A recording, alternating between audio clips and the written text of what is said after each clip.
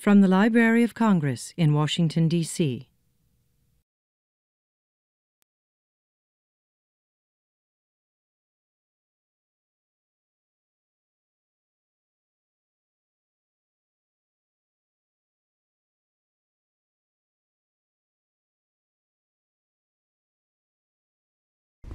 Good afternoon. My name is Roberta Shaffer, and up until very recently, I had the extreme pleasure of working at this esteemed institution. And now I'm retired and a lot more relaxed than I was when I worked here. And so with that in mind, I would like to just tell you that our panel will be a little bit abbreviated. William Hubbard, who is not, I don't believe, a baron from Runnymede, but is nonetheless a knight in shining armor to many of us, has to catch a plane tonight to be in Paris tomorrow on American Bar Association business. And so we're going to try to catch up by abbreviating the questions and the time. And of course, we have the wonderful Jonathan Jacobs with us. And he will be here to continue the discussion, but we'll try to keep things to a minimum. Our panel is going to look at the enduring value of the Magna Carta, and keeping in mind from all the sessions that the Library of Congress has put on about the Magna Carta in the last several weeks, including this afternoon's, that we are looking at it as a muse and mentor. And I think that's an important thing for us all to keep in mind about the role that we see apropos the Magna Carta's enduring value. And so with that in mind, and I think Professor Jackson just alluded to this, there are lots of little picayune things in the Magna Carta. It's a very plain-looking document. It doesn't have a lot of gold leaf like some of us expect it to have. It's very ordinary in its look, but it has a lot of little picayune things in it that we wouldn't even be able to relate to, relating to agriculture and tolls across bridges and all of that. But let's go with this enduring value and looking at it as mentor and muse.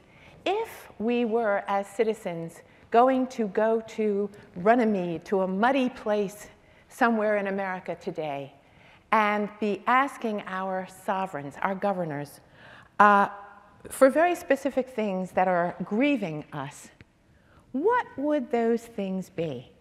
Jonathan, would you mind starting? No, I would not.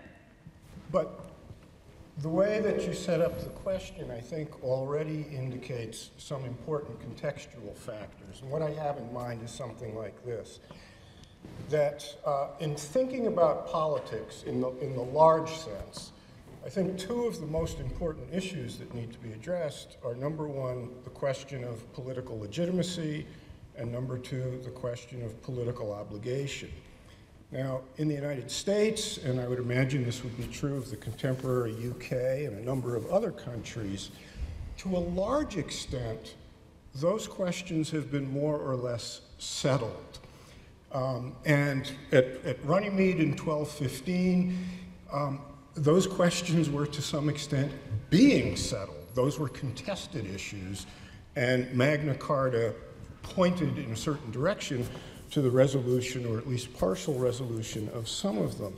So I think it's important to recognize the difference between a setting in which some of the really grand foundational issues are more or less settled, or at least there are agreed terms for debating them, versus a situation where that's not the case, and in some respects, much more could be at stake. However, that doesn't mean that even in the more settled context, there aren't important disputes, that new issues don't arise, and so forth.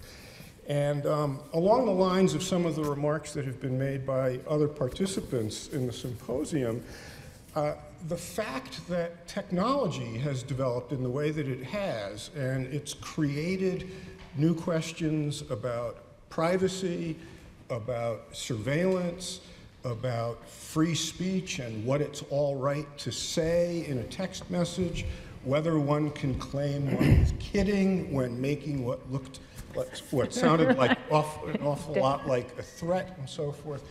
So in that respect, there's a very, very complicated context, which is sort of a digital age of discovery in the sense that we're encountering new kinds of relationships and new types of connections and communication that we do have to figure out in ways that comport with what we take to be some of the main settled issues of politics.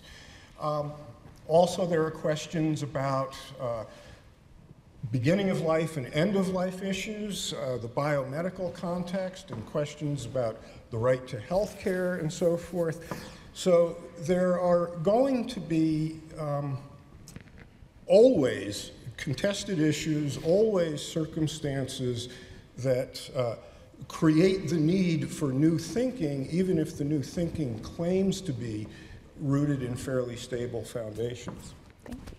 William? Well, you were, it's already been pointed out, there were specific grievances, as you've alluded to, about fishing weirs. We heard that from the last panel, the scuttage issue. That was important, and the standardization of ales, right, and the width of cloth. I mean, those were the specific grievances, I think, that were part of your question.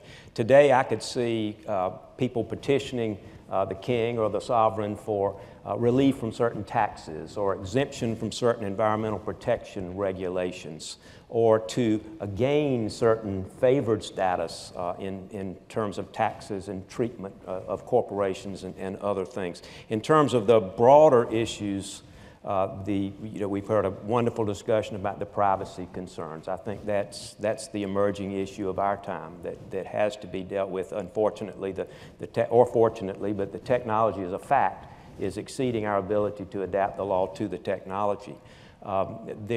Women's rights is an issue. It's still a big issue in our country, equality of pay and opportunities for women.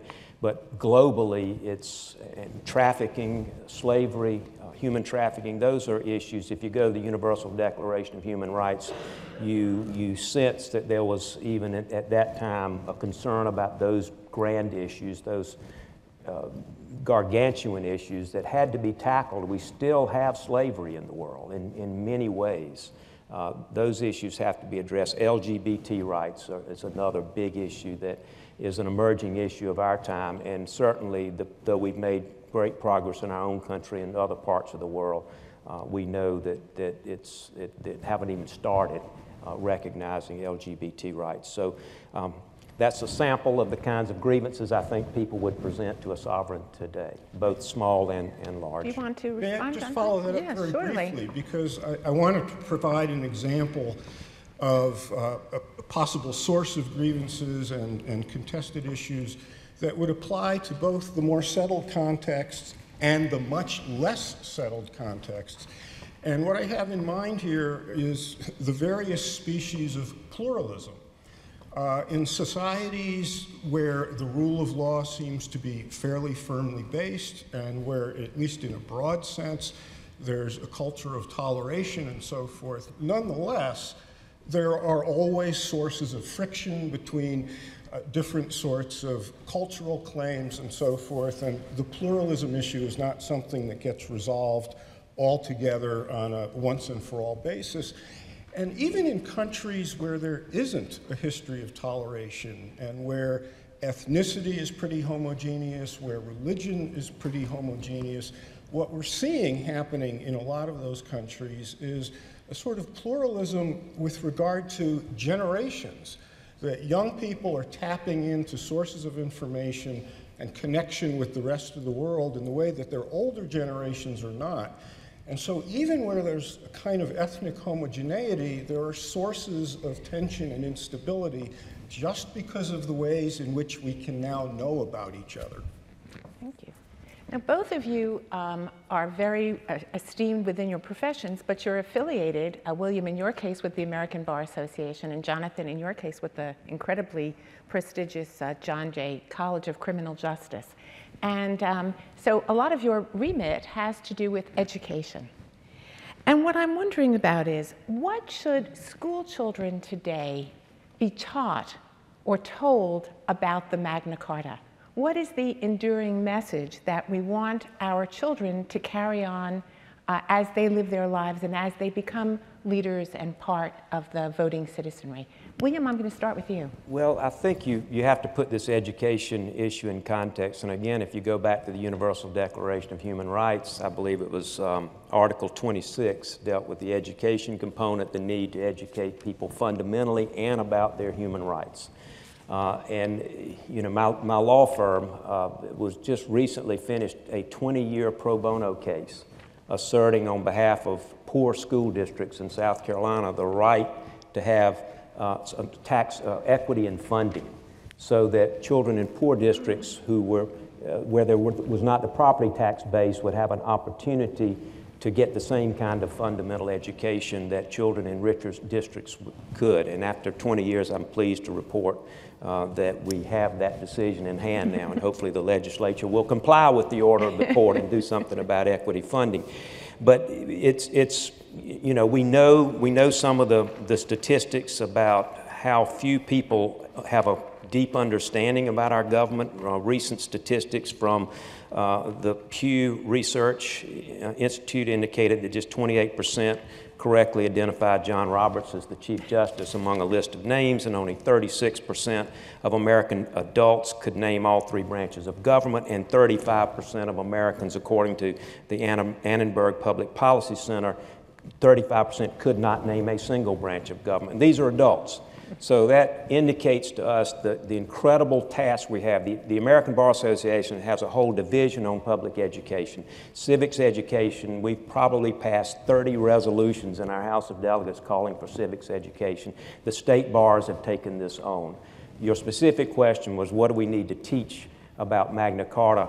I think we have to start at the beginning. We have to get civics back in schools. We have to start at the beginning. We need to start younger. We can't wait until children are in middle school.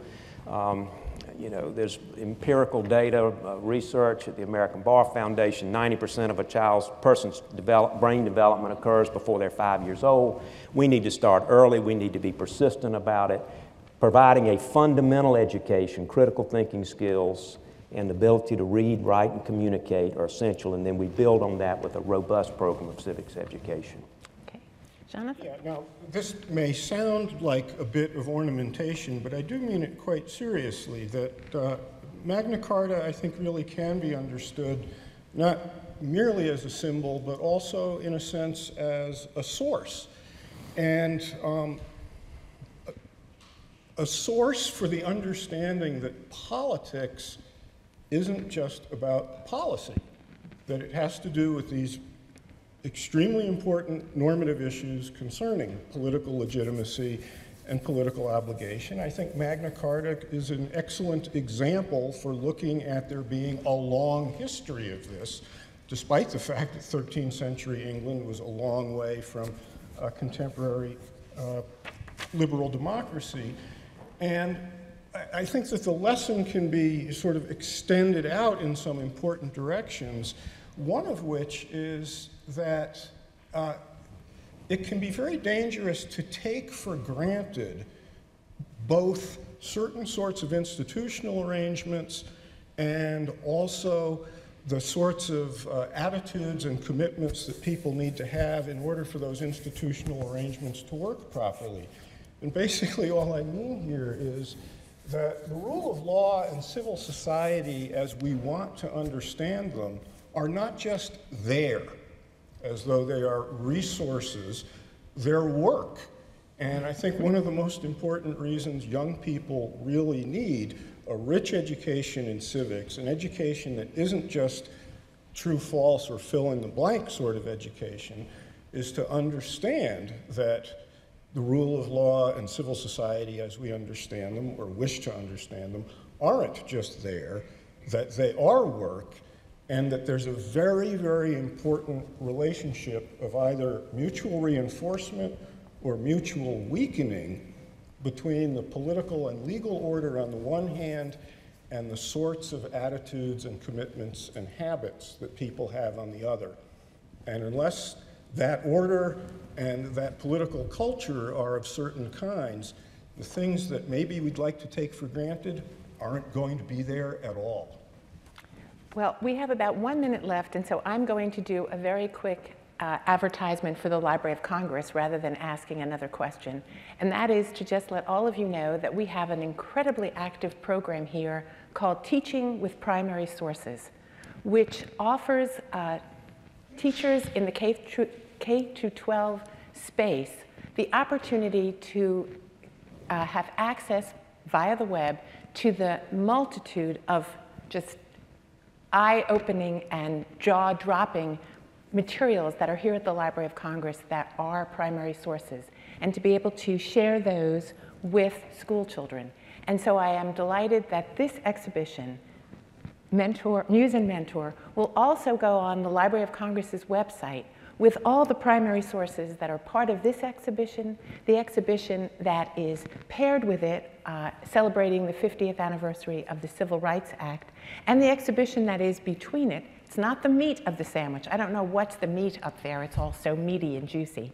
But it is the facsimile and recreation of Thomas Jefferson's library.